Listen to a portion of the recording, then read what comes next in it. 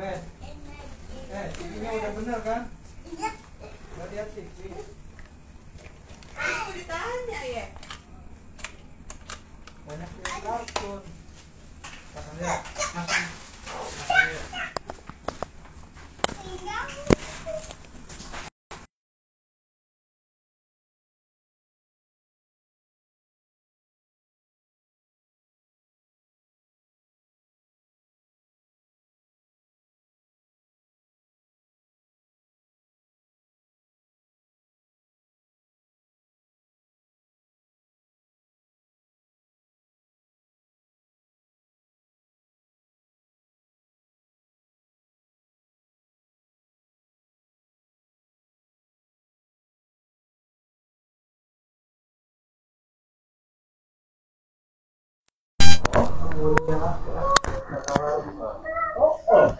Gimana ini?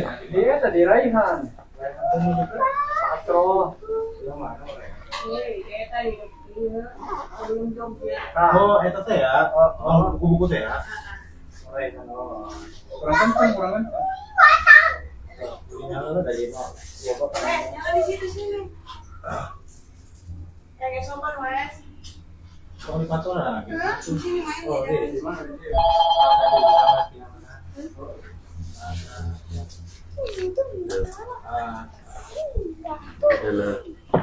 Itu mantunya ya, jadi tadi itu. Assalamualaikum warahmatullahi wabarakatuh. Teman-teman FB yang dimuliakan pada kesempatan malam ini, dikarenakan satu dan lain hal di Masjid Badrul Salam ya, karena masjidnya itu terbuka, jadi sangat riskan dengan karena musim lembing ya setelah panen. Jadi kalau kita nyalain lampunya itu nggak lama itu lembingnya banyak sekali ya, masuk. Jadi kasihan untuk yang bersih-bersihnya nanti. Jadi kita mencari alternatif lain, yaitu kita di rumahnya Mas Herman saja gitu ya, karena di sini nggak ada lembing gitu, mudah-mudahan. Baik, nanti sedang dipersiapkan tempatnya darurat ya. Assalamualaikum warahmatullahi wabarakatuh. Kita tunggu.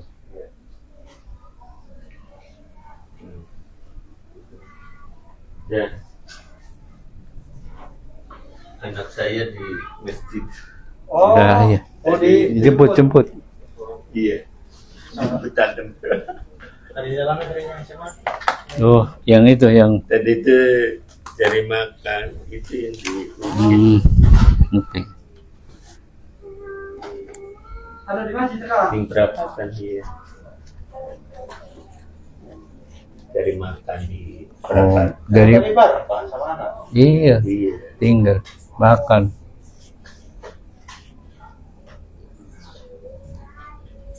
Lewat jalur biasa aja, bro. Muter-muter bingung. Nggak jalan pantura weh. Dan berapa dia ini kok Bawa motor. enggak. Oh, Kucing. iya, nggak apa-apa lewat situ nanti. Mas Sam jaga. Nggak tahu balik lagi ya tuh. Putar lagi ke situ.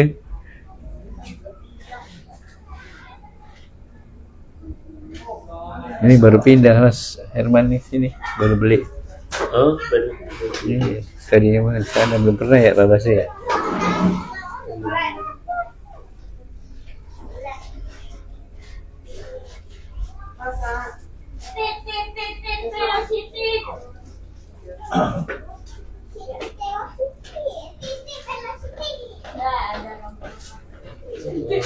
Di Dapat. sana jualan juga. Di sana mah enggak. Tahu Keliling. Di sini aja jualan. Ini kan dekat sekolah istrinya. Hmm. Jadi ya apa namanya, diparingi rezeki sing parek. Kebetulan dia punya tabungan dari 80, dicicil 2 kali. Tapi ini habis berapa bangunnya juga? Habis 15-an ada.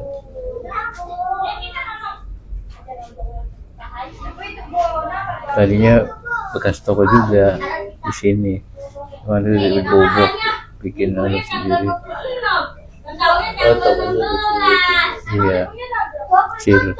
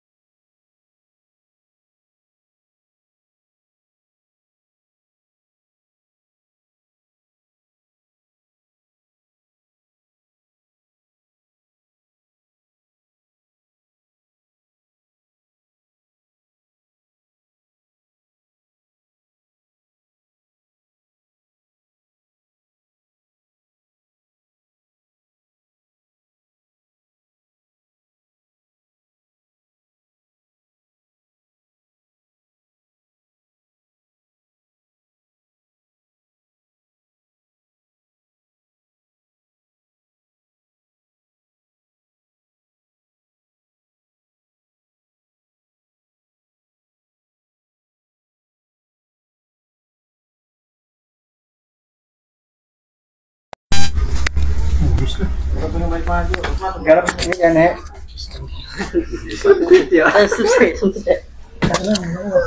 Anu itu rumahnya. Pak, dijepit di baju Pak, ada magnetnya. Anak-anak itu anu iya. Kayaknya yang itu menusuk-usuk kan. Ya bokong kabeh ngono. Menen ko. Ya gue pulang gak kuyuk mana?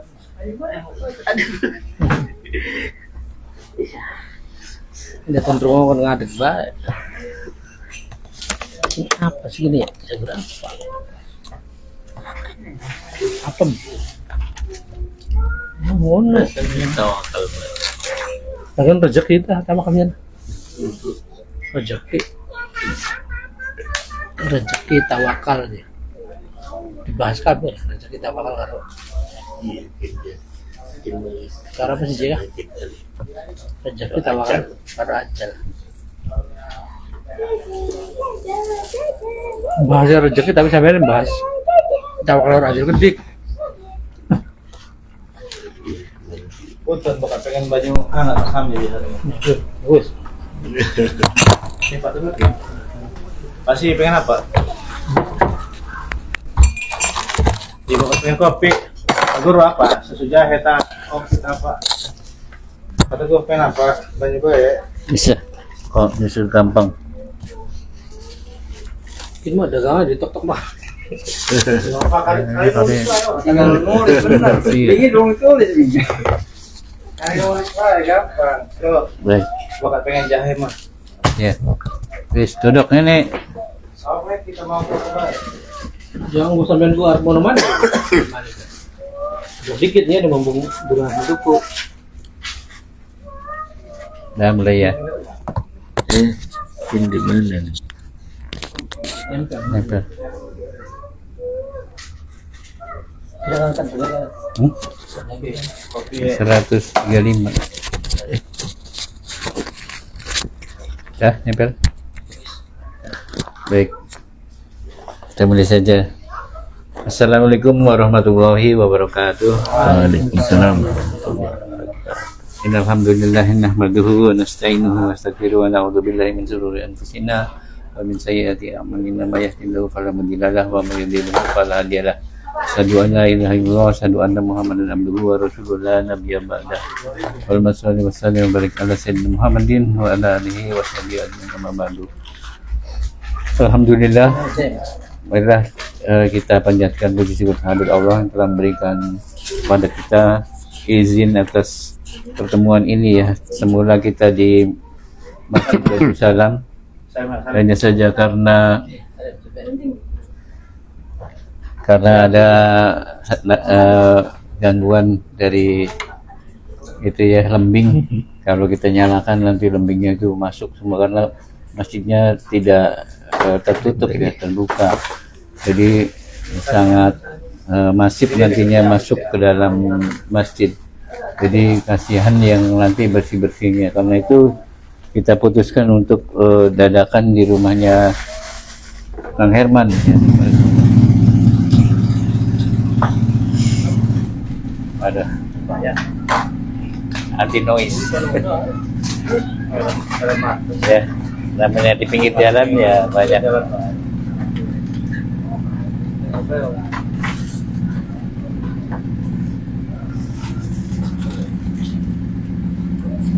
Dulu ramai.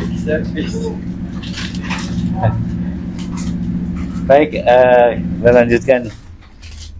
Pada malam ini sesuai dengan flyer kita di Facebook ya, di Takomang Indramayu, bahwa tema hari ini adalah tawakal yang akan dibawakan oleh Ustadz Faidil Basri. Insya Allah sudah siap. Insya Allah kita akan dengarkan uraiannya untuk memantiknya sehingga kita nanti akan bisa bertanya-tanya. Yang kita kedepankan itulah dokmong ya, dodok baring ngomong ya. Jadi sambil makan-makan bakalan cukup banyak itu. Baik, kita mulai saja. Namun sebelumnya mari kita sanjungkan salawat dan salam pada Habibina Muhammad SAW, keluarganya, sahabatnya, dan pengikutnya hingga akhir zaman. Silakan Tafadhol Basri. Baik, terima kasih. Assalamualaikum warahmatullahi wabarakatuh. Waalaikumsalam warahmatullahi wabarakatuh. Innal hamdalillah nahmaduhu wa nasta'inu min shururi anfusina wa yahdihillahu wa la mudilla lahu wa may yudlilhu fala hadiyalah. Asyhadu an la ilaha illallah wa la syarikalah wa asyhadu anna Muhammadan abduhu wa rasuluh la nabiyya ba'd. Alhamdulillah, pada kesempatan malam hari ini kita bisa berkumpul dan membahas satu topik masalah berkaitan dengan tawakal. Kebetulan ada kitab yang berkaitan dengan hal ini dan nanti akan saya kutipkan saja supaya supaya jelas gitu ya apa yang disampaikan oleh Dr. Muhammad Ali Hasan.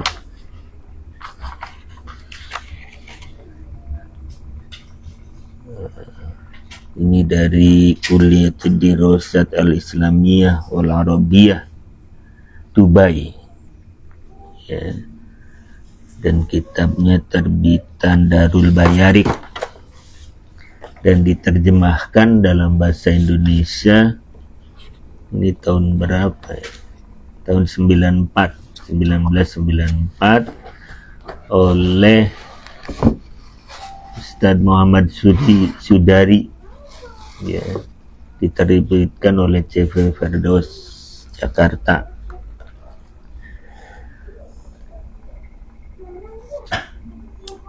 Yang menjadi masalah di tawakal ini, mafhum umum itu mengatakan bahwa sesungguhnya aku mengerjakan segala sesuatu dan bertawakal kepada Allah. Atau dengan perkataan lain, sesungguhnya aku akan bekerja dan sisanya atas Allah Subhanahu wa Ta'ala. Mereka berprasangka bahwa dengan berasumsi demikian mereka telah mengerjakan ketentuan hadis yang berbunyi sebagai berikut: Aqilha wa tawakkal 'ala Allah. Ikatlah unta betina itu dan bertawakallah. Gitu ya. Maksud dari hadis ini menurut anggapan mereka adalah aku bekerja kemudian aku bertawakal. Mereka menyangka bahwa huruf wawu dalam hadis tersebut mempunyai faedah penyusunan at-tartib ya. Jadi menurut mereka bekerja terlebih dahulu kemudian bertawakal. Ya. Ini adalah sesuatu yang salah. Ini adalah sesuatu yang keliru ya, menurut Dr. Muhammad Ali Hasan ini.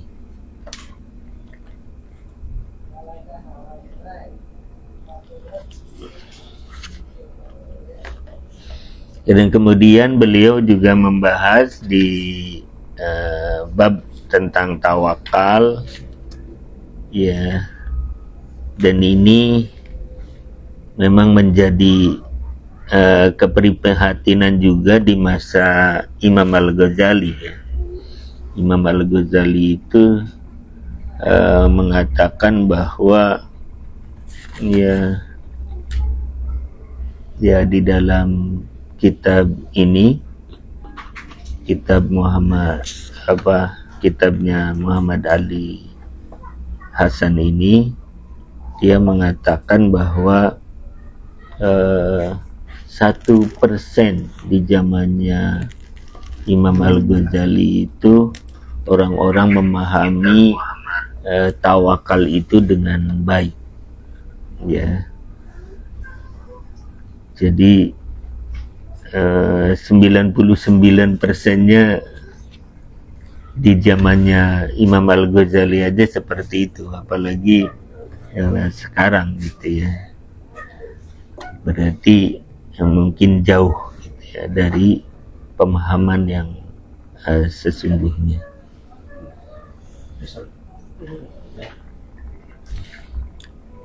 Batasan-batasan tentang tawakal ini atau definisi tawakal ini sebenarnya banyak diungkapkan oleh para ulama, namun pada pembahasan kali ini beliau mengatakan akan membahas definisi yang dianggap oleh beliau paling benar. Kalimat at-tawakkul diambil dari kalimat al-wakalah. Seperti contoh wakala amruhu ila fulan, ya, hukum apa mewakilkan suatu urusan kepada si fulan, yang berarti bahwa fawaddahu ilaihi wa'tamada alaihi fihi, ya. Jadi artinya adalah meletakkan kepada orang yang diberi perwakilan itu segala sesuatu, dan kemudian wa'tamada bersandar kepadanya tentang urusan itu. Jadi udah pasrah gitu ya, kira-kira gitu dalam bahasa kitanya. Kalau mewakilkan itu artinya kita pasrah segala sesuatunya full kepada orang yang mewakili kita gitu ya.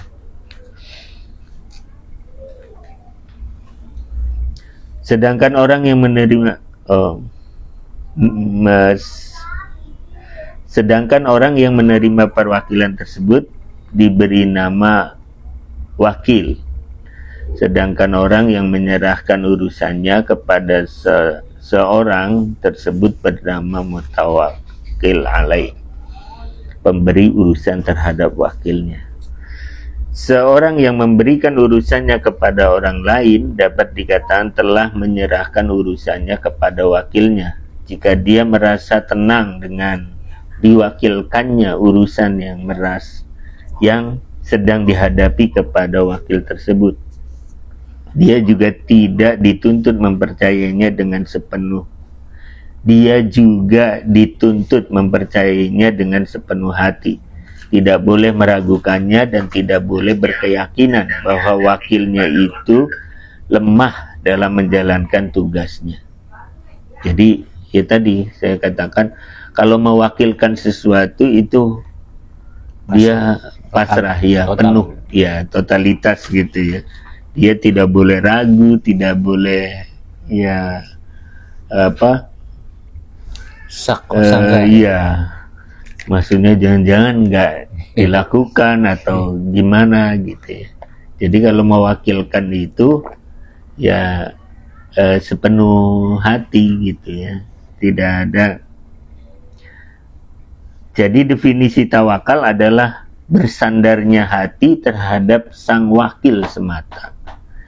Atau kalau kita mengambil definisi yang lebih khusus lagi adalah bersandarnya hati sanubari dengan sebenar-benarnya terhadap Allah Subhanahu wa Ta'ala dalam memperoleh kebaikan maupun dalam menolak segala mara bahaya, baik di dunia maupun di akhirat. Itu definisi yang lebih lengkap. Jadi bagi orang yang beriman tidak ada wakil lain selain Allah Subhanahu wa Ta'ala. Jika terpercik di dalam hati kita sebuah keyakinan bahwa tidak ada sesuatu pun yang dapat mengerjakan sesuatu kecuali Allah Subhanahu wa Ta'ala, dan bersamaan dengan itu kita berkeyakinan bahwa Dia mempunyai ilmu yang sempurna, kekuasaan yang meliputi segala hamba-hambanya, kemudian kita berkeyakinan bahwa kesempurnaan kasih sayang dan pertolongannya meliputi seluruh hambanya, baik secara keseluruhan maupun perorangan, dan kita berkeyakinan bahwa tidak ada kekuasaan di luar kekuasaannya, tidak ada ilmu di luar ilmunya, dan tidak ada pertolongan dan kasih sayang di luar pertolongan dan kasih sayangnya, maka tidak ada pilihan lain bagi kita kecuali bertawakal kepadanya semata. Dan tidak boleh hati kita berpaling daripadanya. kita juga tidak boleh mencari sebuah kekuatan kecuali kekuatannya, karena sesungguhnya tidak ada daya dan upaya kecuali dari Allah Subhanahu wa Ta'ala.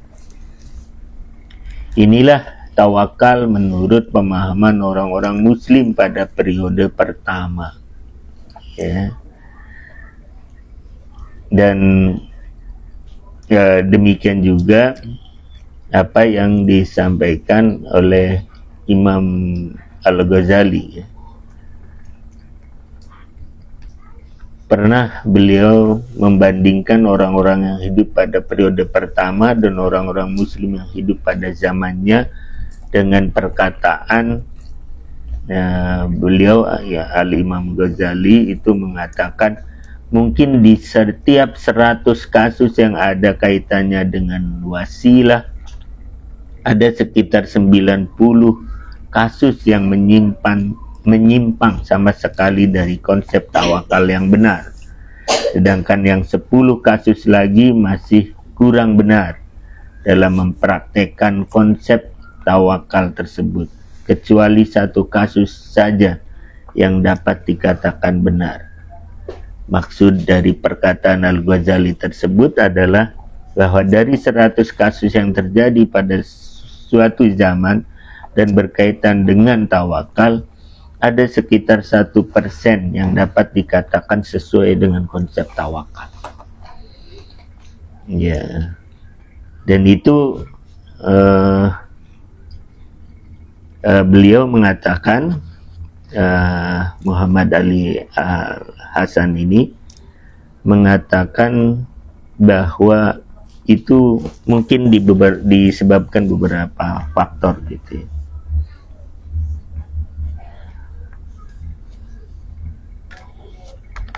Yang pertama katanya itu lemahnya keyakinan terhadap Allah Subhanahu wa Ta'ala. Keyakinan kita kepada Allah bahwa Allah lah tempat bergantung, Allah lah yang maha mengetahui, maha berkuasa, maha segalanya, sehingga ya tidak ada satupun atau tidak ada sesuatu hal pun yang tidak bisa gitu ya dilakukan oleh Allah gitu ya. Semuanya bisa gitu ya. Dan kita itu berada di bawah genggamannya gitu ya. Sehingga orang karena keimanannya itu lemah, maka bertawakalnya kepada Allah itu juga jadi lemah gitu ya. Itu yang pertama kata beliau. Yang kedua, lemahnya hati nurani, di mana hati tersebut terjangkit bebal dan bodoh, dan dia berkeyakinan bahwa kekuasaan itu berada di tangan manusia. Nah, ini berkaitan dengan mafhum, ya. Dan ini memang ujungnya adalah iman gitu ya, keimanan itu. Terus yang ketiga ini yang akan kita bahas lebih dalam ya. Adanya kesalahan dalam memahami hadis yang membicarakan tentang akal dan tawakal. Hadis yang kami maksud di sini adalah aqilha wa tawakkal. Ikatlah dan bertawakallah. Banyak di antara orang yang mengatakan dan berasumsi bahwa usaha itu harus didahulukan daripada tawakal terhadap Tuhan sekalian alam. Mereka beranggapan bahwa bekerja harus didahulukan, kemudian bertawakal. Dengan adanya asumsi yang salah ini, maka merendahlah frekuensi keinginan dan cita-cita. Oleh karena itu kita banyak melihat orang-orang bekerja dengan sekuat tenaga dengan melupakan sama sekali Tuhannya. Sebenarnya ayat-ayat Al-Quran menolak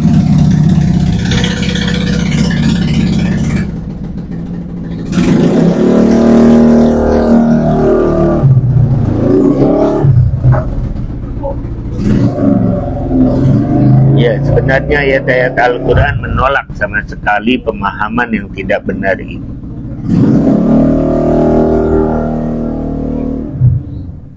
Ya, intermezzo sebentar. Karena tawakal sebenarnya adalah harus didahulukan daripada pekerjaan. Dan sebenarnya Al-Quran telah menerangkan tentang proses bekerja yang benar dan dapat dipertanggungjawabkan kebenarannya.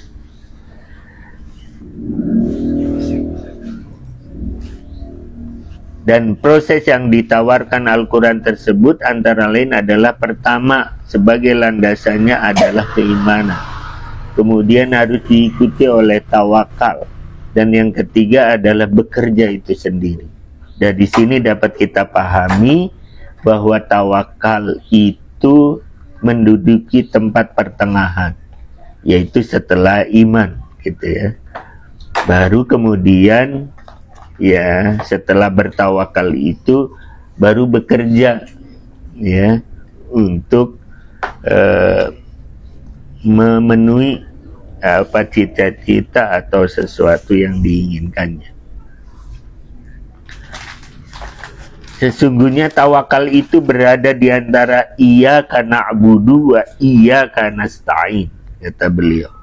Untuk lebih jelasnya bahwa tawakal itu sendiri harus didahulukan dibandingkan sebuah pekerjaan, marilah kita simak ayat Al-Quran yang berbunyi sebagai berikut.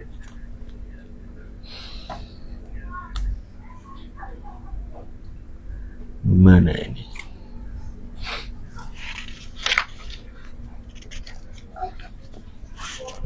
Bahasa Arabnya. Ini terjemahnya aja.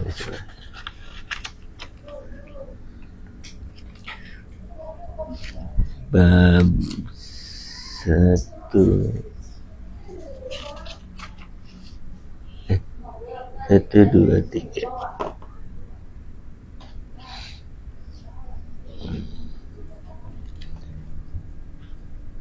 Fa idza azamta fatawakkal 'ala Allah. Ya. Apabila kamu telah membulatkan tekad, maka bertawakallah kepada Allah. Quran surat Ali Imran ayat 159. Wala syakku annal azam sabiqu lil amali idzal azamu huwa qasdul imba. Bahasa Indonesianya saja. Melihat ayat di atas dapat kita ambil sebuah kesimpulan bahwa jika kita mempunyai tekad, maka kita harus bertawakal kepada Allah. Dan tentu yang namanya niat dan tekad itu datang terlebih dahulu dibandingkan pekerjaan. Oleh karena itu, jika kita mempunyai sebuah tekad dan niat, maka setelah niat itu telah ada di dalam hati kita, kita diharuskan untuk bertawakal kepada Allah Subhanahu wa Ta'ala sebelum mengerjakan tekad itu sendiri. Kemudian kita harus mengerjakan sesuatu demi terlaksananya tekad yang telah ada di dalam hati kita. Dan mungkin itulah faedah dari huruf fa di dalam ayat di atas. Ya, jadi beliau menjelaskan secara gamblang bahwa tawakal itu letaknya adalah setelah niat, ya, maksudnya, dan posisinya juga setelah iman. Jadi keimanan setelah iman itu akan membuahkan tawakal kepada Allah. Jadi kita berserah diri kepada Allah, lalu kemudian kita melakukan sesuatu, ya. Demikian juga ketika kita memiliki cita-cita atau kita memiliki suatu pekerjaan yang ingin kita kerjakan. Maka setelah kita berniat, bertekad, ya, melakukan sesuatu, maka kita harus bertawakal terlebih dahulu, gitu ya. Tawakal kepada Allah, ya, bahwa urusan yang akan kita kerjakan ini adalah berada di genggaman Allah, berada di dalam kekuasaan Allah, jadi Allah ya pasti akan memberikan yang terbaik kepada kita gitu ya. Sehingga kemudian kita bekerja mewujudkan apa yang kita inginkan itu gitu ya. Jadi ya, posisinya adalah ya setelah niat kalau di dalam suatu pekerjaan.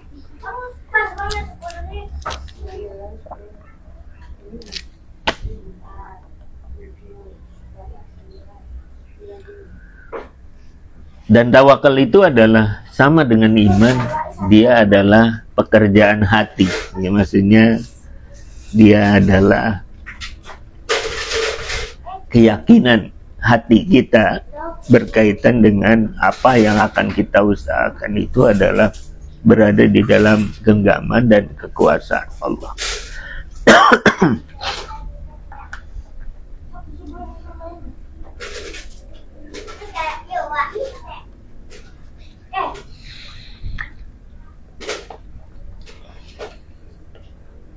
Ya, inilah pemahaman yang benar dan dapat dipertanggungjawabkan keabsahannya. Dan pemahaman ini merupakan pemahaman yang sesuai dengan ayat di atas dan ayat-ayat lain yang senada dengan ayat tersebut. Sedangkan hadis yang berbunyi aqilha wa tawakkal, ikatlah dia dan bertawakallah, tidak bertentangan dengan ayat-ayat yang membicarakan tentang tawakal. Karena hadis tersebut tidak mempunyai artian bahwa pekerjaan itu harus didahulukan dibandingkan tawakal. Karena yang dimaksud dari hadis tersebut bukanlah mengikat unta betina itu terlebih dahulu kemudian bertawakal.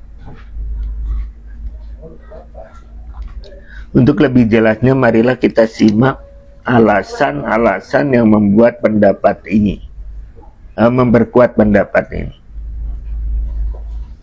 Wawul atof di dalam hadis yang berbunyi aqilha wa tawakkal, ikatlah dia dan bertawakallah, itu tidak berfaedah sebagai at-tartib, sebagai urutan. Jadi setelah mengikat baru kemudian bertawakal gitu ya. Jadi urutan tidak sebagai urutan gitu ya.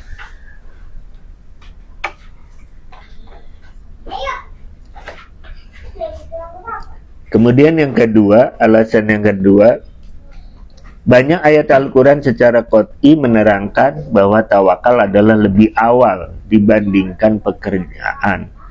Sebab tawakal itu tempatnya di dalam hati sebagaimana niat atau tekad. Sedangkan tekad atau niat jelas datang lebih awal dibandingkan pekerjaan. Sebagaimana firman Allah Subhanahu wa Ta'ala di dalam kitab suci Al-Quran,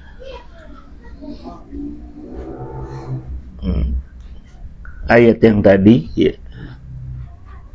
ya fa iza azamta fatawakkal 'ala Allah. Apabila kamu telah membulatkan tekad, maka bertawakallah pada Allah. Ya. Sedangkan hadis di atas bukanlah ikatan atau keterangan dari ayat tersebut. Sebab kita tahu bahwa ayat tersebut bukanlah ayat mujmal yang memerlukan keterangan. Bahkan hadis itu bukanlah termasuk ke dalam kategori tawakal ini. Namun dia merupakan pengambilan sebab dan musabab. Dan mungkin kecocokan dan sebab dikatakannya hadis ini adalah menunjukkan kepada pemahaman yang benar dan dapat dipertanggungjawabkan, di mana pemahaman hadis ini tidak terperinci dari segi kecocokannya dan sebab adanya hadis ini. Ya, sekali lagi ini tidak mencerminkan urutan ya, aqilha lalu kemudian tawakal gitu ya.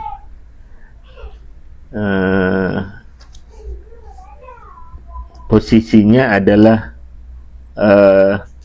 memberi penjelasan, karena ya hadis ini secara lengkapnya adalah seperti ini gitu ya.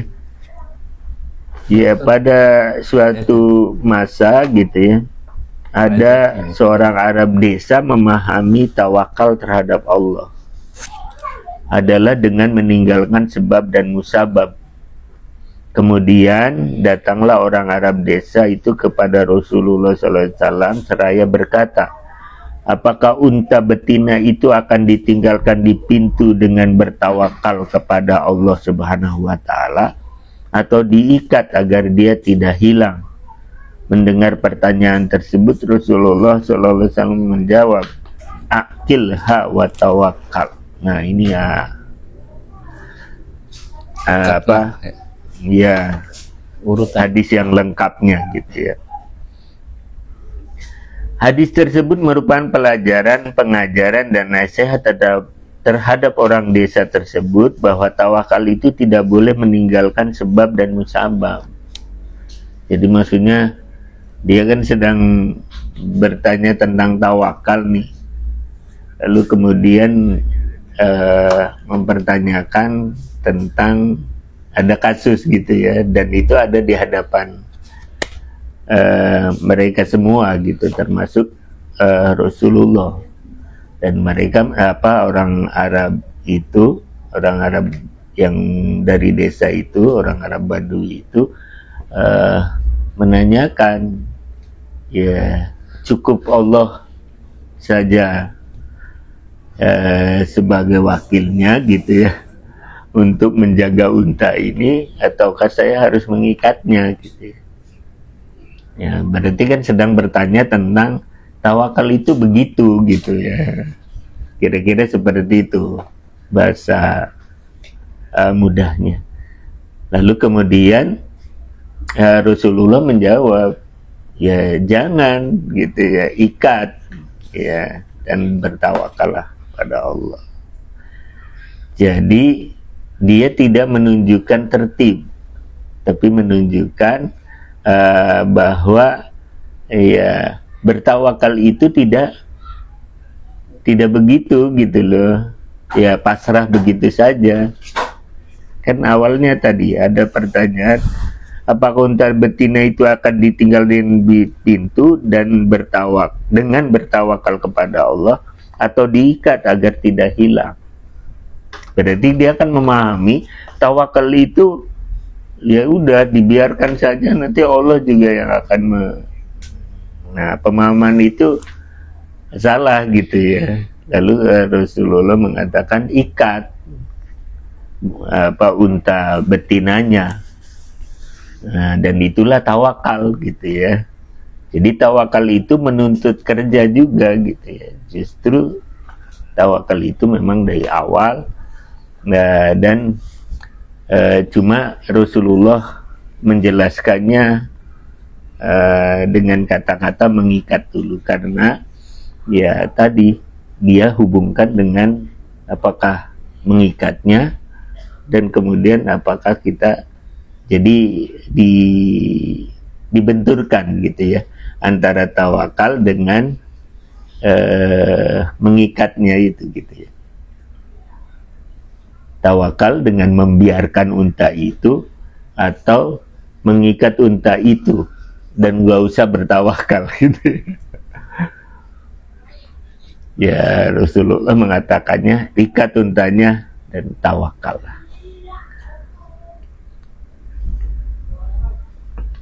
Jadi itu sekali lagi tidak menunjukkan tertib gitu ya dari pekerjaannya gitu ya. Maksudnya mengikat baru kemudian ya tidak begitu. Wawunya adalah wawu bukan untuk tartib.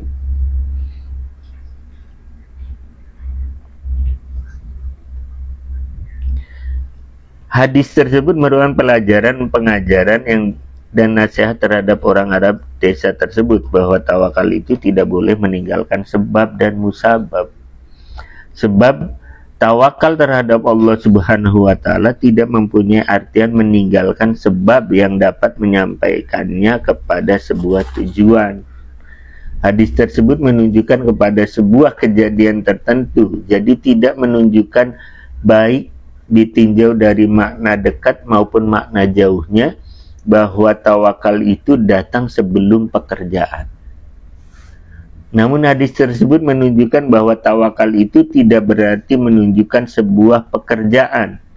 Dan pemahaman ini adalah pemahaman yang benar dan dapat dipertanggungjawabkan keabsahannya tentang hadis ini. Oleh karena itu, kita katakan bahwa hadis tersebut tidak bertolak belakang dari ayat-ayat Al-Quran.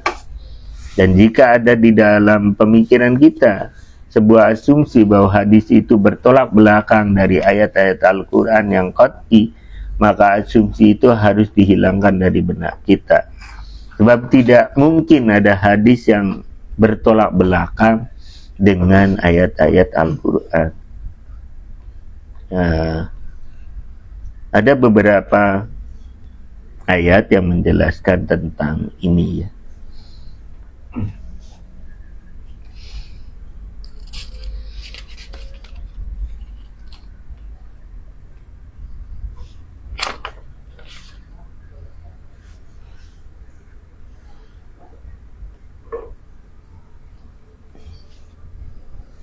At-Tolak ini ayat 3.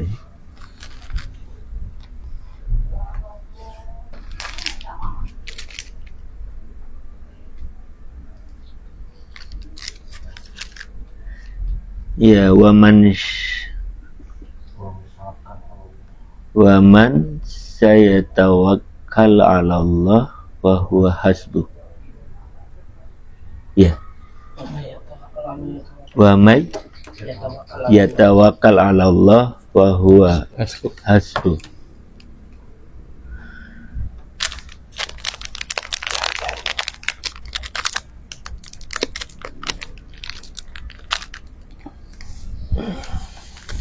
Dan barang siapa yang bertawakal kepada Allah, niscaya Allah akan mencukupkan keperluannya. Setengah Yesaya 34.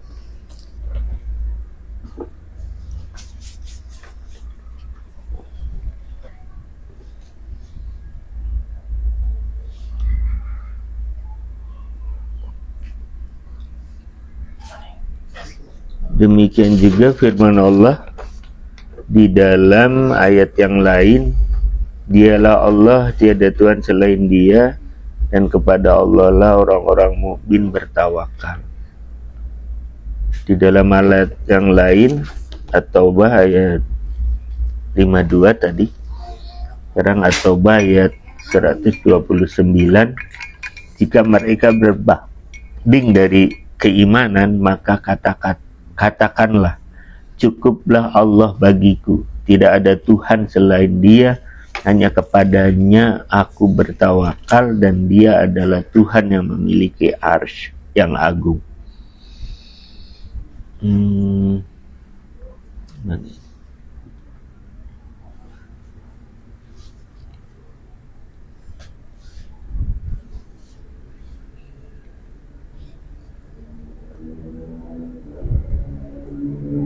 Termasuk juga ayat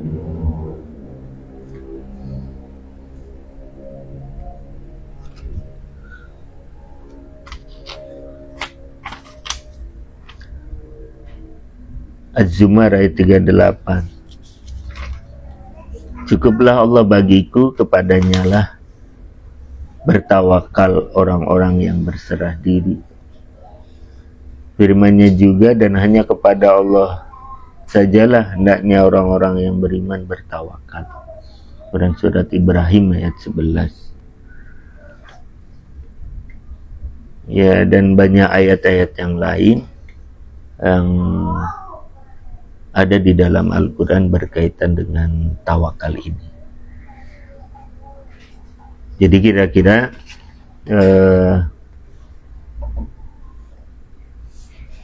penjelasan tentang tawakal itu di dalam Al-Quran itu adalah mengikuti keimanan. Ya, maksudnya setelah iman kita muaranya itu pada tawakal kepada Allah, dan seorang mukmin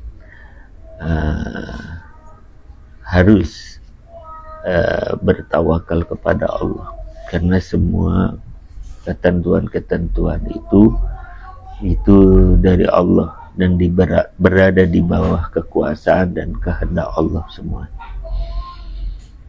Saya pikir itu sebagai pendahuluan. Barangkali kita bisa berdiskusi berkaitan dengan hal ini lebih jauh. Silakan. Baik, terima kasih ada Ustaz Basri telah memaparkan dengan rinci dan gamblang ya tentang distorsi pemahaman tawakal di kalangan umat Islam gitu ya, yang sudah menjauh. Jadi 99% itu salah gitu ya, memahaminya hanya 1% yang memaknai tawakal dengan benar. Jadi seperti itu ya. Kemudian juga tidak ada pertentangan antara hadis dengan ayat Al-Quran. Jikapun misalkan tadi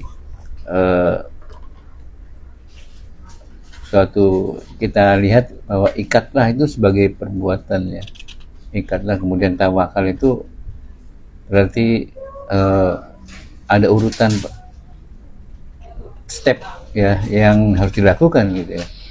Bukan berarti tawakal itu melakukan usaha dulu kemudian bertawakal gitu ya.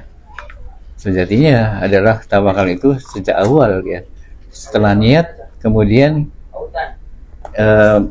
kita melakukan tawakal dan baru kita beraktivitas melakukan suatu upaya itu karena atas tawakal kita gitu pada Allah, sehingga akan berbuah yang mana setiap upaya kita itu akan menjadi keberkahan gitu, akan menjadi suatu nilai ya yang dalam koridor ya perintah ya, karena ketakwaan, karena keimanan, kemudian kita melakukan itu karena sandarannya itu adalah dengan tawakal itu, sehingga seluruh perbuatan kita itu akan menjadikan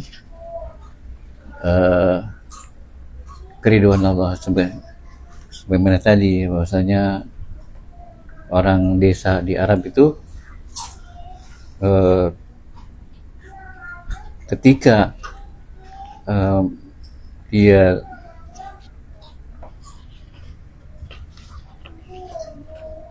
menerima penjelasan atau informasi tentang tawakal, dia masih ragu-ragu yang mana sesungguhnya tawakal itu gitu ya. Misalkan kita kalau dulu onta ya, kalau sekarang misalkan motor gitu ya, kita kendaraan kita biar aja di luar gitu, nggak usah dikunci, kita berserah diri kepada Allah, bukan seperti itu gitu ya. Kemudian kita kunci dulu ya, itu ya, kita kunci, kita bertawakal. Itu kan ketika dua kondisi itu, kemungkinan mana yang akan memberikan keselamatan gitu terhadap motor kita gitu ya. Nah itu kan dari contoh tadi orang Arab yang ontanya ketika di rumah dia ikatannya biar aja lah, tinggal aja, kemudian kita masuk ke rumah ataukah diikat dulu gitu. Nah dua keadaan ini dia sendiri ya masih mempertanyakannya gitu ya. Hal itu apakah mana yang tawakal itu gitu ya. Kemudian ya dijelaskan Rasulullah bahwasanya yang benar itu ya ikat ya, atau kuncilah motor itu gitu ya, kalau kita hari ini gitu ya. Tetapi hal itu bukan berarti dimaknai langkah atau suatu step melakukan upaya dulu ya, bukan berarti seperti itu ya dimaknainya. Tetapi juga itu sebuah tidak ajak gitu bahwa seperti itu orang berusaha dulu kemudian tawakal gitu ya. Jadi tidak berurut seperti itu stepnya gitu ya. Yang jelas tawakal itu setelah niat gitu ya. Nah itu. mungkin memberi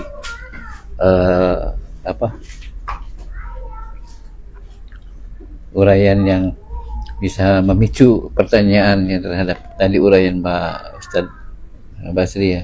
Silakan kepada rekan-rekan di sini barangkali ada yang ingin mempertanyakan atau belum jelas keterangan-keterangan yang tadi disampaikan. Silakan dibuka untuk sharing. Mangga. Mas. Ya, ada yang... Assalamualaikum warahmatullahi wabarakatuh. Waalaikumsalam warahmatullahi wabarakatuh. Mengenai definisi tadi penjabaran tawakal itu wakil ya. Kalau mewakilkan itu terkesannya ada yang atas, ada yang bawah, atau yang samping gitu ya. Jadi siapa yang di atas, siapa yang kuat gitu sih. Jadi mana yang wakil, mana yang ketua gitu kalau wakil itu ya. Jadi kalau misalkan ada presiden, ada wakil presiden gitu. Gitu. Kalau wakil kan seperti itu ya. Ada apa namanya? Setara gitu. Nah itu maksudnya. Nah ini maksudnya gimana ini maksud saya? Jadi Makna wakil itu. wah ya itu. Tawakal itu kan barusan definisinya wakil ya. Nah, sedangkan kalau kita mensetarakan, sedangkan kita kepada sang kholik gitu. Ini kan bagaimana gitu kayaknya gitu. Kayaknya apakah ini suatu kesetaraan terhadap makhluk atau bagaimana gitu. Namanya kan wakil kan tadi disebutkan definisinya. Wakil. Nah, itu yang mengganjal yang pertama. Yang kedua, antara tawakal itu kan ada ilmu Allah ya. Yang ilmu Allah itu maha mengetahui sebelum kita melakukan dan sebelum kita terbersit dalam hati pun gitu. Dan tadi kan kita itu harus senantiasa berpasrah diri. Nah seperti halnya gini contohnya, kalau misalkan anak itu jauh dari kita misalnya, kan kita tadi kalau dalam contohnya tadi motor atau hewan tadi diikat dulu kan. Nah itu bagaimana kita memberikan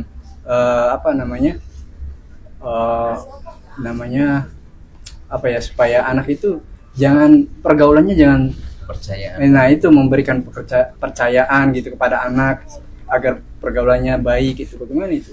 Nah itu kan kita tidak seperti tadi ya, kalau motor itu kunci dulu gitu. Apa kita sebelum anak itu pergi dari rumah kita memberi briefing dulu atau bagaimana gitu kan, ya kan. Nah itu Contohnya mau kuliah, nah gitu. pergi dari orang tua. Nah kan apakah Orang tuanya sebelumnya berpesan gitu ya. ya pesan dulu, apakah setelah dia udah berangkat atau kita lalu bertawakal gitu. Nah itu yang kedua. Udah, terima kasih. Kebanyakan nanti. Silakan. Langsung aja. Baik ya, yang pertama pengertian wakil itu dalam pengertian bahasa Arab Wakil ya harus dicatat. wakil itu ya. Itu dari wakalah, mewakilkan segala sesuatu. Bahasa ininya apa ya? Memasrahkan segala sesuatu. Makanya tadi pengertian syar'inya ya, tawakal itu adalah ya asal katanya dari wakalah, wakil gitu ya, mewakilkan. Kalaupun ada wakil, misalnya tadi wakil presiden gitu ya, itu adalah pengertian bahasa Indonesia ya. Kalau mewakilkan dalam bahasa Arab itu wakalah, dan perwakilan yang paling tertinggi, maksudnya mewakilkan yang paling tertinggi itu adalah mewakilkan kita kepada Allah gitu ya. Itu adalah kepasrahan kita yang tertinggi. Jadi makanya kita sebagai seorang muslim, tadi dikatakan di sini, itu harus wajib bertawakal kepada Allah, bukan kepada yang lain.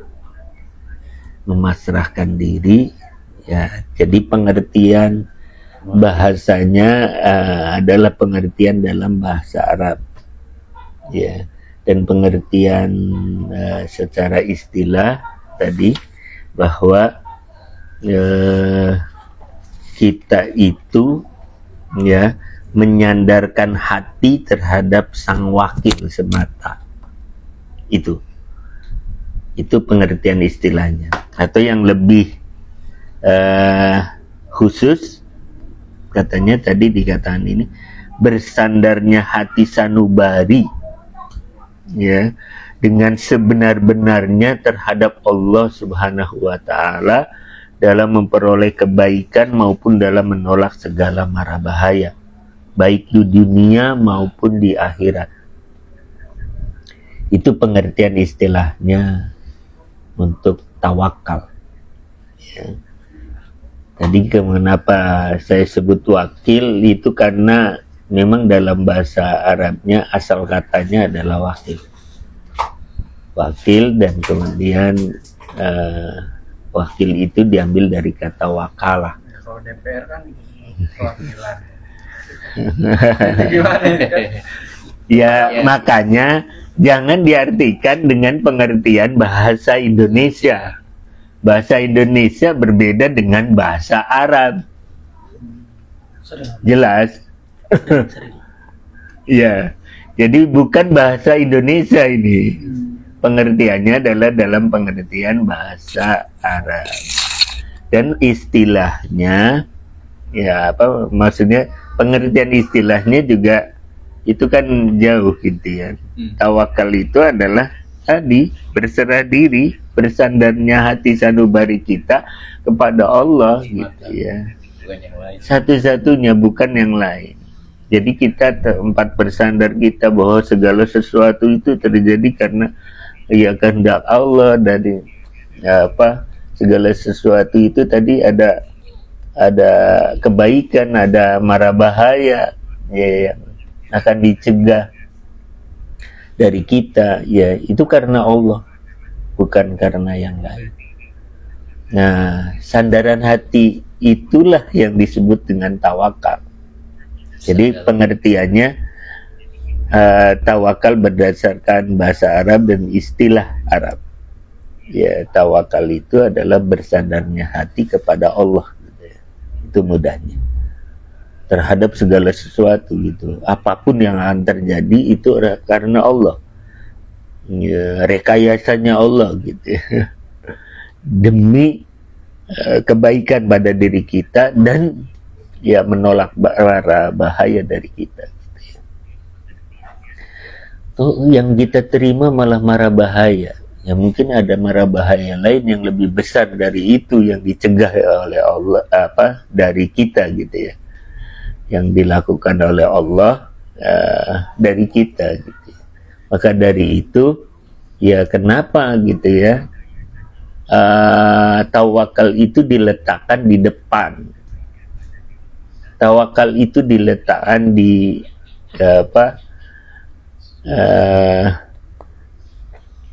di depan sebelum melakukan pekerjaan itu, dan bahkan sebelum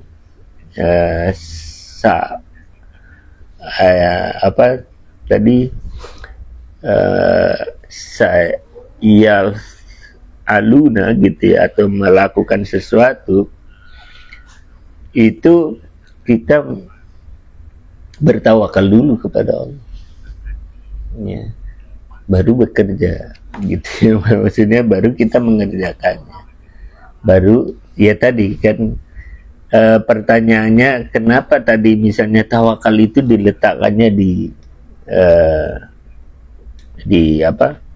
di belakang gitu ya oleh orang-orang sekarang itu, dan itu adalah pengertian yang keliru Kenapa? Karena memang Rasulullah sedang menjelaskan itu gitu ya. Tawakal kepada orang Arab Badui itu, yang menyangka bahwa tawakal itu kalau ya sudah, kalau memang percaya kepada Allah, udah dilepas saja, dia juga akan balik lagi gitu ya.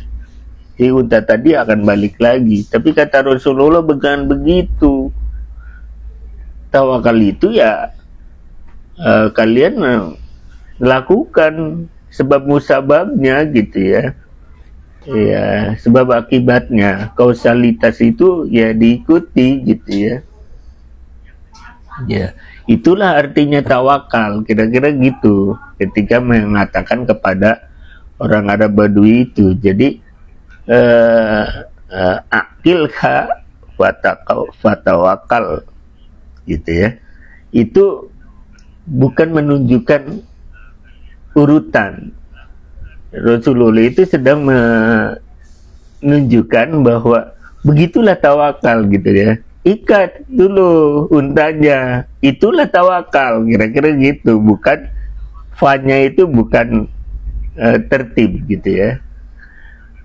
Atau wawunya itu watawakal gitu, itu bukan menunjukkan tertib, tetapi mempertegas bahwa tawakal itu begitu gitu loh. Tawakal itu ada usahanya ya.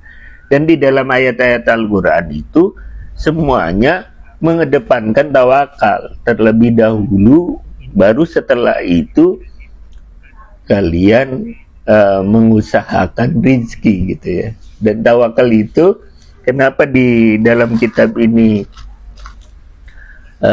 disatukan dengan rizki gitu dan ajal, itu karena tawakal, rizki dan ajal itu berkaitan ya. Di dalam ayat yang lain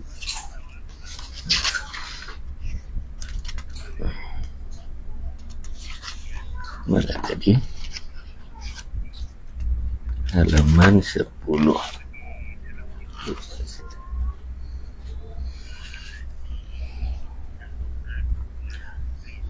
Qala Allah Ta'ala, innamal mu'minuna alladzina idza dzukirallahu wajilat qulubuhum wa idza tuliyat 'alaihim ayatihi zadathum imanan wa 'ala rabbihim yatawakkalu. Jadi tawakal itu selalu dikaitkan dengan keimanan. Ya, karena menurut beliau juga di sini dikatakan bahwa tawakal itu bagian dari iman. Ya, setelah beriman baru bertawakal. Karena tawakal itu salah satu kalau bisa disebut cabang, ya cabang dari iman. Termasuk juga iman kepada rizki gitu ya, bahwa rizki itu minallah gitu. Itu juga keimanan kan, masuk ke dalam wilayah keimanan. Jadi kenapa dikatakan di sini didahului dengan tadi innamal mu'minuna alladzina, ya sesungguhnya seorang mukmin itu apabila didengarkan zikirullah, disebut asma Allah, wajilat qulubuhum, maka hatinya bergetar. Wa idza tuliyat 'alaihim ayatihi, jika diperdengarkan ayat-ayat Allah gitu ya, zadathum imanan, maka keimanannya itu bertambah. Wa 'ala rabbihim yatawakkalun, dan kemudian setelah itu kepada Tuhan mereka lah mereka bertawakal.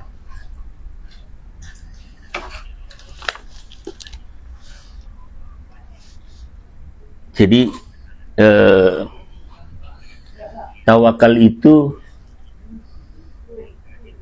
ada sejak awal. Jadi maksud saya pada seorang muslim, pada seorang mukmin itu ada ya setelah iman itu tawakal. Gitu ya, bertawakal kepada Allah. Jadi ketika misalnya tadi apa contohnya itu melepas ya anak gitu ya ke apa sekolah kuliah gitu ya. Ya dari awal ya maksudnya kita dari sisi kitanya ya, maksudnya dari sisi kita sebagai orang tuanya itu kan yang ditanya ya, tawakalnya itu di mana gitu ya. Ya tawakal dari awal bahwa anak itu nanti akan ya pergi melanjutkan kemana itu udah pasrah kepada Allah bahwa dia akan. Tapi misalnya ketika melepas itu apa kita berupaya ya, ini dari sisi sebab musababnya. Kenapa anak itu misalnya melakukan A atau melakukan B, itu kan sangat dipengaruhi oleh ya mafhum atau pemahaman awal sebelumnya ya kan. Maka dari itu ya kemudian kita bekali pemahaman tentang berkehidupan ya supaya dia terjaga. Ya. Dan itu ya kita sandarkan kepada Allah dari awal. Ya. Tapi ada usaha yang harus kita lakukan. Itu dari sisi kita sebagai orang tua, misalnya ketika ya meninggalkan anak atau melepas anak untuk melakukan kehidupan yang lebih mengarungi kehidupan yang lebih besar ya.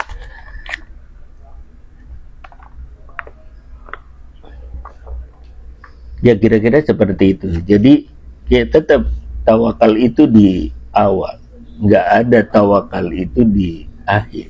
Jadi kalau berpikirnya di akhir itu ya tadi seperti pasrah bahwa ketika kita berusaha kita lupa kepada Allah dan tapi kemudian ketika sudah mentok baru kemudian pasrah gitu ya kepada Allah apapun yang terjadi.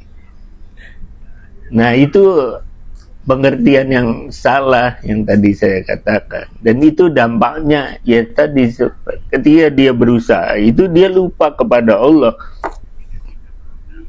Ya, ketika dia berusaha itu lupa kepada Allah sehingga ketika dia memperoleh hasil yang bagus maka dia juga jadi lupa bahwa seolah-olah itu adalah hasil pekerjaan dia sendiri. Tapi ketika misalnya sesuatu hal yang buruk terjadi dan menimpa dia, ya dia juga jadinya berputus asa. Dia lupa bahwa itu juga sesuatu yang buruk itu juga adalah kekuasaan dan kehendak Allah. Jadi dia lupa gitu ya. Maka dari itu yang seperti ini, pemahaman yang seperti ini harus dihindari. Gak boleh terjadi. Sebab itu jadi melemahkan iman kan gitu ya. Berarti tawakal itu baik buruk, baik kebaikan itu juga bagian dari tawakal ya. Hasilnya itu ya.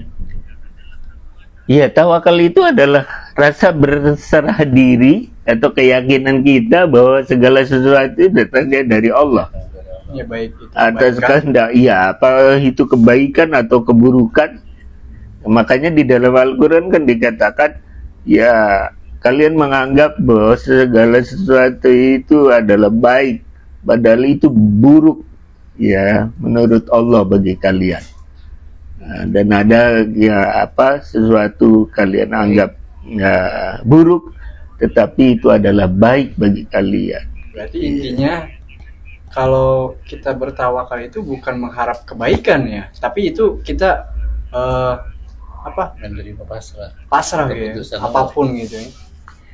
Ya berharap kebaikan ya harus, jangan dibalik-balik.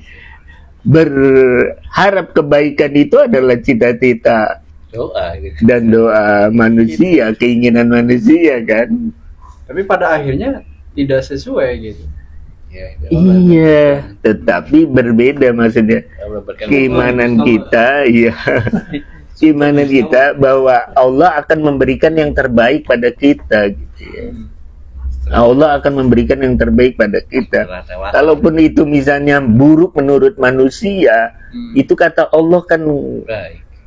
itu mungkin baik menurut kalian. Kalau kalian melakukan lebih jauh lagi dari itu, nanti kalian tidak bersyukur atau ingkar kepada Allah, atau dengan diberikan misalnya keberhasilan itu akan membuat kamu jadi lupa diri atau apa dari gitu ya, Allah. jauh dari Allah ya, Jadi buruk. atau mendapatkan musibah yang lebih besar di kemudian hari ketika itu, misalnya itu Kalau kita terjadi. mengetahui bahwa kebaikan itu akan menjadi keburukan itu, kita bisa tahunya dari mana? Itu yang saya jadi Ya, kan, bahwa tadi kan kata Allah kalau kita itu nanti jauh lebih seperti itu, baik, misalkan lebih kaya misalkan atau apa gitu, lebih sukses misalnya, itu nanti malah nanti lupa pada Allah. Naik itu tuh maksudnya tuh bisa tahu seperti itu tuh dari mana Bisa. di akhirnya. gitu maksud saya. Kan kita kan belum mengetahui kan bahwa nanti kedepannya seperti apa gitu. Nah itu gimana kita bisa mengetahuinya bahwa Ya kita harus berprasangka baik seperti itu. Sebagai manusia harus berprasangka baik seperti itu. Itu kan angan-angan dan prasangka kita kan. Apa yang kita lakukan bukan masalah pengetahuan, besok akan begini, besok akan begitu. Itu mendahului. Itu enggak, kita enggak tahu. Kita enggak tahu bahwa itu adalah baik bagi kita atau buruk bagi kita. Tetapi apa yang kita Sangka. sangkakan kepada Allah, Baik. bahwa ketika misalnya kita menjumpai suatu keburukan, mungkin ini adalah sesuatu yang baik bagi kita gitu loh. Nggak bisa ya. Sikap yang harus dikembangkan, hati kita yang harus, pemahaman kita yang harus kita kembangkan harus seperti itu. Itu barunya namanya positive thinking gitu ya kepada Allah. Dan bagi seorang muslim, seorang mukmin yang percaya kepada Allah bahwa segala sesuatu itu adalah baik gitu ya, itu adalah bagian dari keimanan juga gitu ya. Bagian dari keimanan seorang mukmin, seorang muslim gitu ya. Sehingga sikap yang harus dikembangkannya ya seperti itu, dan makanya dari itu dia akan selalu positif kepada Allah, dan Allah juga akan berbaik hati kepada hamba-hambanya. Dan ingatlah, tidaklah ada kesusahan atau ada penderitaan yang ditimpakan kepada seorang hamba, ya apabila hambanya itu bersabar, menerima dengan sabar gitu ya, maka dia akan berbuah jadi pahala yang sangat besar bagi hamba yang diuji dengan ya malapetaka atau dengan kesusahan gitu. Itu bagi seorang muslim kan seperti itu. Jadi makanya ya bukan masalah kok tahu yang bahwa itu nanti akan, ya kita berprasangkanya seperti itu gitu ya. Sikap yang harus kita tanamkan, yang kita kembangkan itu adalah seperti itu, bukan yang lain. Ya. Ya, di dalam ilmu-ilmu psikologi ibarat ya, kalau orang tuh punya drive, dorongan ya positive thinking dalam kehidupan kita itu, ya, saya sukses, saya dengan dilakukan dengan positif thinking itu juga akan membuahkan, ya akan menjadikan kita itu sampai. Jadi di dalam ilmu-ilmu psikologis motivasi, kenapa kita harus positif thinking, harus ya dia itu ilmu seperti aja diajarkan supaya kita itu mengarah kepada kebaikan-kebaikan dan mencapai kepada pencapaian diinginkan. Seperti saya tentu dengan upayanya apa tadi, positive thinking harus dengan perilaku yang diikuti. Terus nanti akan mencapai satu buah yang akan ya kita inginkan gitu. Dalam ilmu-ilmu gitu aja pelajari gitu, apalagi ilmu dari Allah. Udah aku yakin kita pasrah, tapi kadang-kadang kebanyakan di faktanya itu orang nggak sabar ya menerima tidak tawakal, merasa takut jatuh miskin, akhirnya utang riba gitu. Atau pinjam duit yang ke orang, padahal kalau kita berserah diri kepada Allah ya ada aja rezeki yang datang gitu, akan menolong. Tadi sifat mewakilkan kepada Allah ya atas segala kebaikan itu kan nanti akan datang gitu. Tetapi kadang orang terburu-buru, sudah mengawang-awang gitu ya, sudah menerka-nerka, wah saya nanti besok nggak bisa makan, terus gimana nih, saya harus hutang, saya harus pinjam ke sini. Itu kan membebani diri sendiri kan akhirnya, karena dihiasi pikiran gitu itu Allah itu di mana gitu. Kalau kita yakin lah, insya Allah ada jalan, Allah akan tolong kita. Itu tanda tawakal kita gitu ya. Nah ketika banyak orang hari ini tuh ganggu dengan pikiran-pikiran, sehingga mana keimanan dia gitu. Betulkah dia yakin dengan keimanan itu gitu ya. Pada Allah kadang-kadang terburu-buru memutuskan hutang pinjam sana sini karena itu kondisi keterpurukan ya. Tapi kalau kondisi yang tadi yang saya sebutkan itu kondisi misalkan terus sukses ya.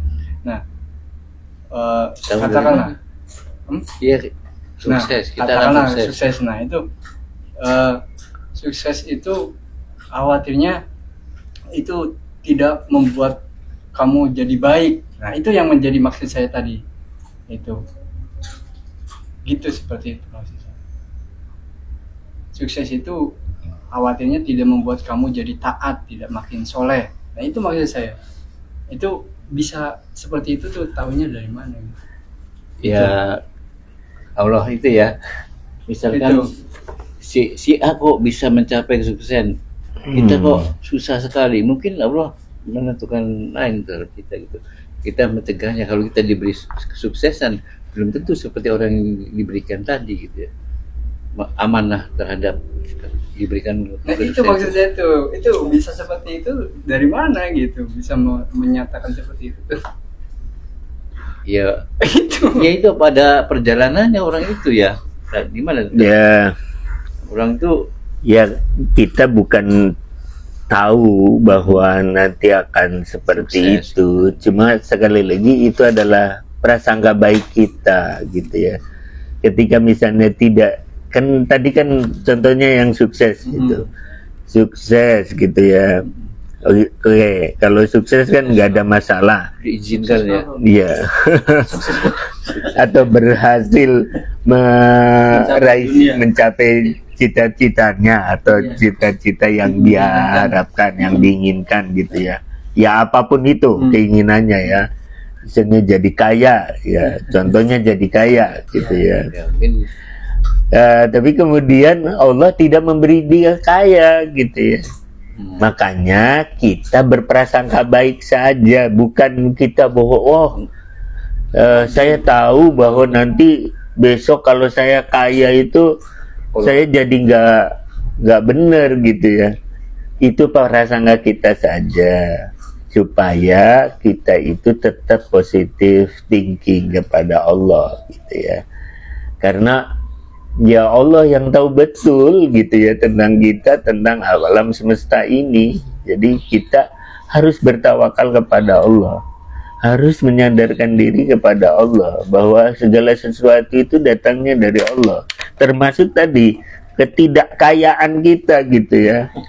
Ketidakkayaan kita itu mungkin Allah tahu mungkin ya, sekali lagi kalau ini kita prasangka kita. kaya nanti Mungkin kalau kita kaya akan begini atau akan begitu gitu ya, atau akan jauh dari Allah, akan tidak bersyukur atau akan begini. Itu kan prasangka baik kita aja kepada Allah gitu ya. Bukan saya tahu nanti akan begitu, bukan dukun itu. Iya, enggak. Saya tidak mengatakan begitu, bahwa saya tahu nanti besok kalau saya kaya, kalau diparingi kaya, lalu kemudian kita akan maksiat kepada Allah. Itu adalah sekali lagi upaya untuk bisa berbaik sangka gitu kepada Allah, bukan berprasangka buruk. Dan itu juga bisa kita begitu, bisa kita menerima ketidakbaikan menurut kita ya, menurut keinginan-keinginan manusia. Tapi keinginan-keinginan itu tidak tercapai gitu ya. Lalu kemudian kita tidak mempercayainya gitu ya, maka mempercayainya bahwa itu adalah datang dari Allah, maka perlu di situ tawakal ada di dalam hati kita dari awal gitu ya. Dari awal sebelum kita mencapai keinginan itu, misalnya ingin kaya itu, kita kan berusaha gitu ya. Lalu kemudian ketika kita berusaha, lalu kita tidak mencapai kekayaan itu gitu ya, kekayaan dunia itu gitu ya. Kita kan jangan putus asa ya. Ketika kita tawakal kepada Allah, maka itu kita tidak jadinya berputus asa gitu ya. Oh, Allah baru memberinya segini gitu ya. Berarti kita harus berusaha lebih keras lagi itu ya. Karena Allah pasti akan memberikan rezeki kepada hambanya gitu ya. Nah makanya kalau kita nanti kaitkan dengan rezeki terus kemudian ajal, maka ini kata beliau ini terkait. Maka dari itu rezeki, tawakal, rezeki dan ajal itu dibahas oleh beliau Muhammad Ali Hasan gitu. Nah, itu sebagai satu judul buku gitu ya, satu pembahasan yang saling terkait. Kenapa? Karena ya tadi orang itu ya berusaha di dunia ini kan untuk memperoleh rezeki gitu ya.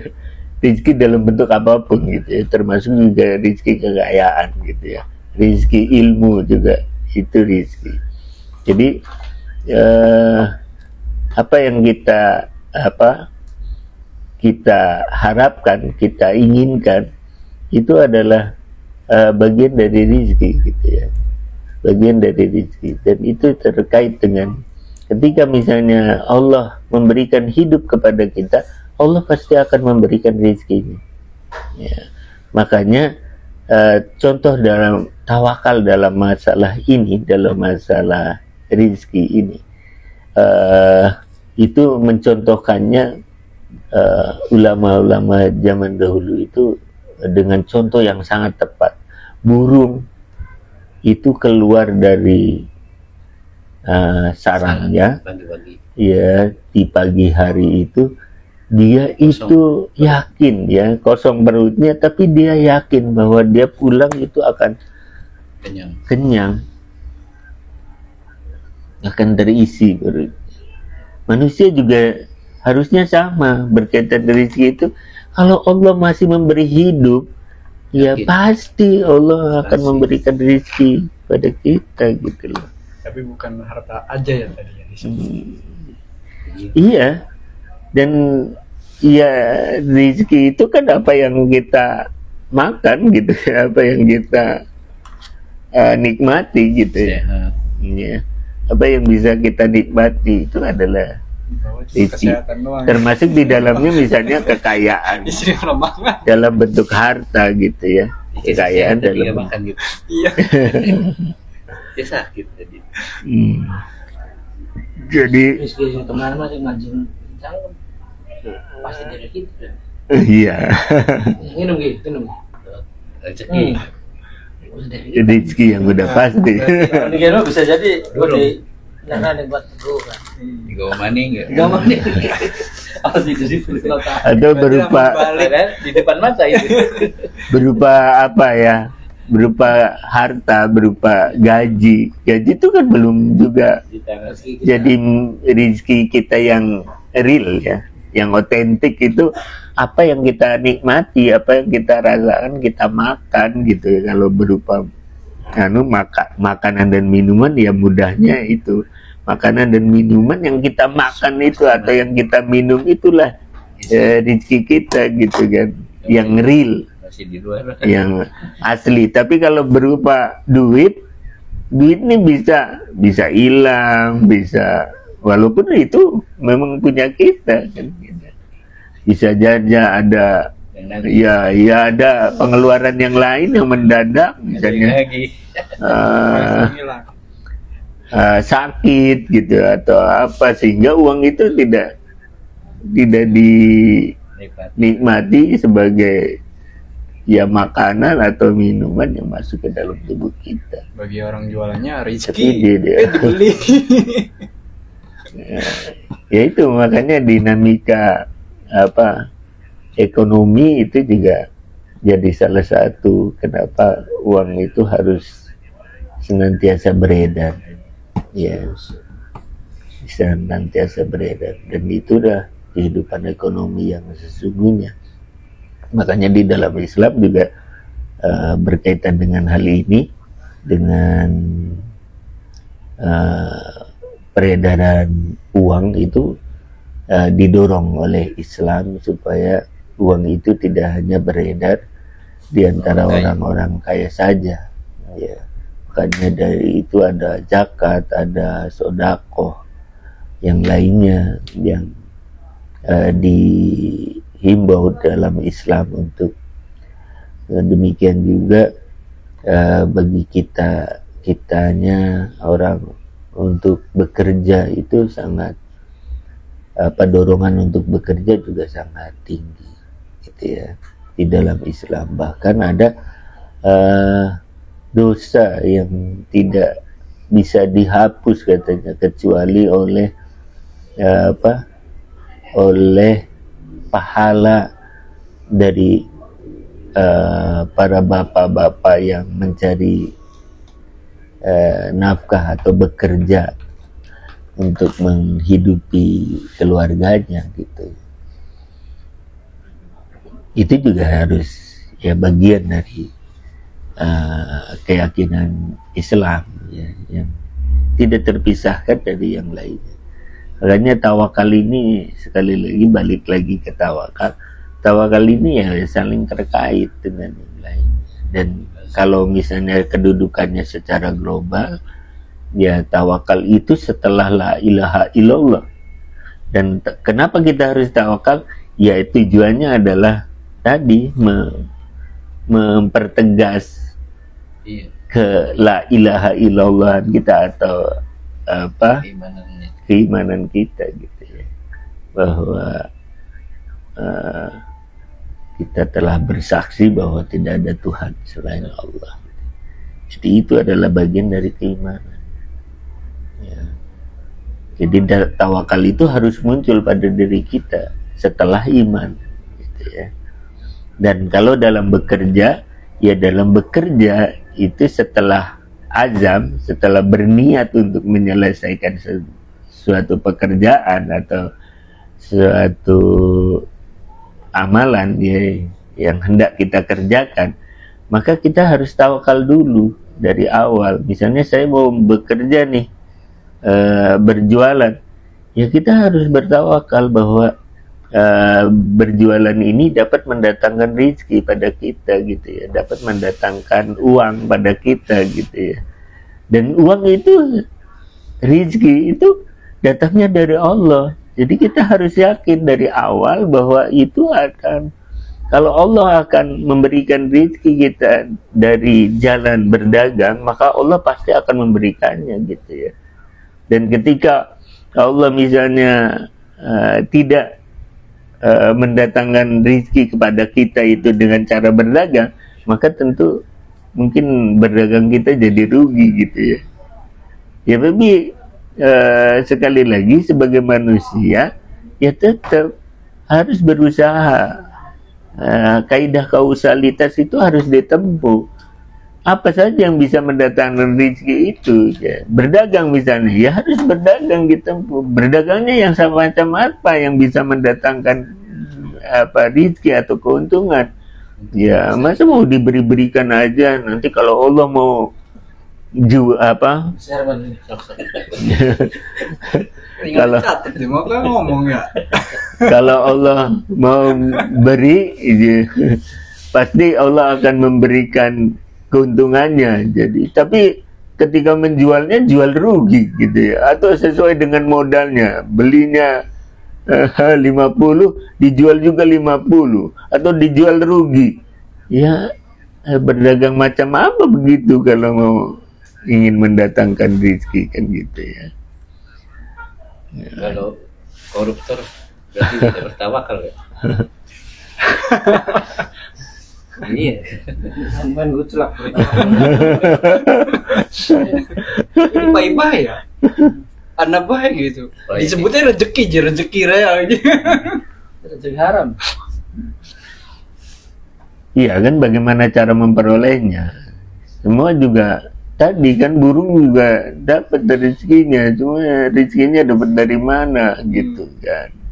Kalau pada manusia itu ditanyakan, tapi kalau pada burung enggak. Burung karena dia bekerja dengan instingnya dia gitu. Burung elang yang dapat tangkapan, ada burung lagi yang suka ngambil pangan.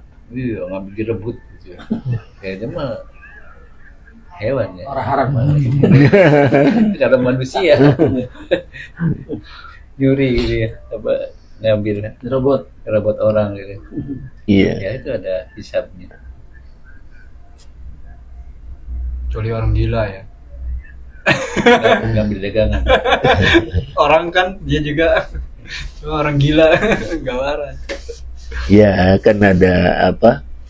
Ada beberapa pengecualian pada anak-anak juga nggak bisa gitu. Iya, karena dia tidak belum memayyiz gitu ya, belum bisa membedakan mana baik dan buruk. Tapi kepada anak-anak juga kalau sudah mumayyiz, kayak harus diajarkan bahwa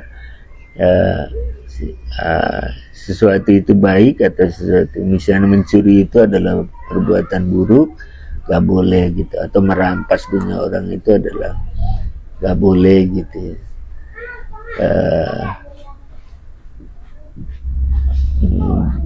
Demikian juga misalnya ketika kebaikan-kebaikan yang mulai diajarkan kepada dia ya ketika mumayyiz, dan ketika balik apalagi dia sudah mulai menanggung risikonya sendiri, pahala dan dosanya sendiri.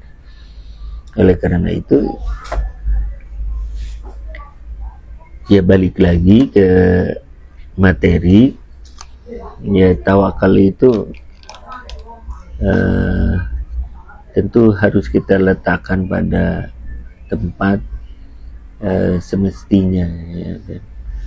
Kalau mau misalnya diurutkan setelah apa, kalau manusia yang beriman itu adalah iman terlebih dahulu, ya maksudnya menyatakan la ilaha illallah gitu lah, Muhammadur Rasulullah. Bahkan setelah itu harus tawakal dulu. Harus tawakal. Jadi tawakal itu kerjaan hati, kerjaan bagian dari iman yang harus kita tanamkan di dalam hati kita gitu ya. Baik ketika bekerja, sebelum bekerja, ketika bekerja, maupun sesudah bekerja gitu ya. Jadi itu harus diletakkan di situ. Tawakal itu harus diletakkan sebelum, sesudah, maupun ketika bekerja.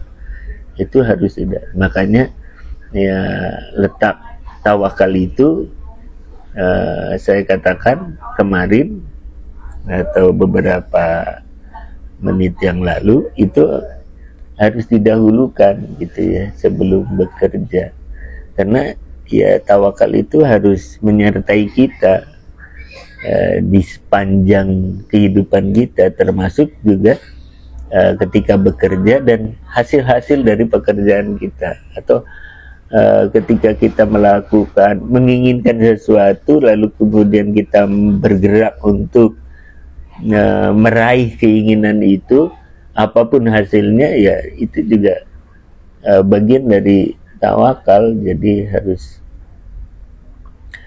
Dan kenapa misalnya di depan ya tawakal itu dari awal harus senantiasa menyertai kita ya tadi, ketika bekerja dia tidak